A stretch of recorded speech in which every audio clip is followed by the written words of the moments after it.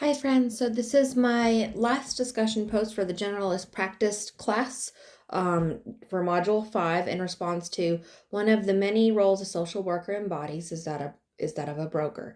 The affected broker knows community resources well and must be aware of such things as eligibility criteria or resource agencies, agency characteristics, and names of contacts within the resource agency. What does the plan change process and brokering involved?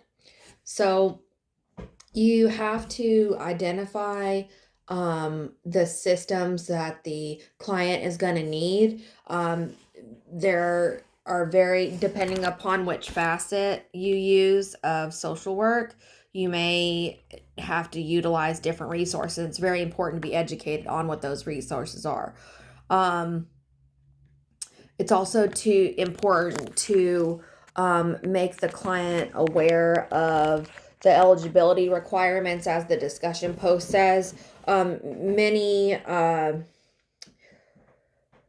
entities like food stamps and Section 8 and even TANF have very strict requirements and restrictions on the financials that you can make, and other things involved in the client's immediate system and subsystems. Um, Making a valid referral is very important too, because you don't want to send someone somewhere that they're just going to reject them. It's important to let them know if there are going to be complications, or if that certain entity is known to be very stubborn to uh, allowing eligibility, such as like when somebody applies for a disability, most people are denied the first time. Being encouraging and strong for that person is also incredibly important. Um, Helping them navigate through the resource systems is also an important part of the brokering part of the plan change model. And yeah, really helping them navigate it, I think, is very, very important. Following up with the client and finding out how well the resource that you referred them to has worked.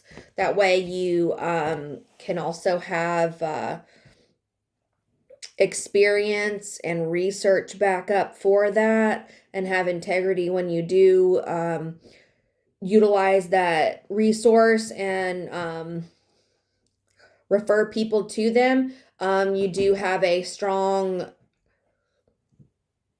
experience and knowledge about that. Um, but I mean, a broker is again very knowledgeable about the multifaceted areas of a community and what resources they that are available, and even be open-minded and willing to think outside the box and create other reference or resources. Our text says something about that one social worker sought out a resource that had similar interests that the client needed, and got their board together and created a new resource for that person. So yeah, that's my last discussion post, and I really appreciate it. Thanks. Bye-bye.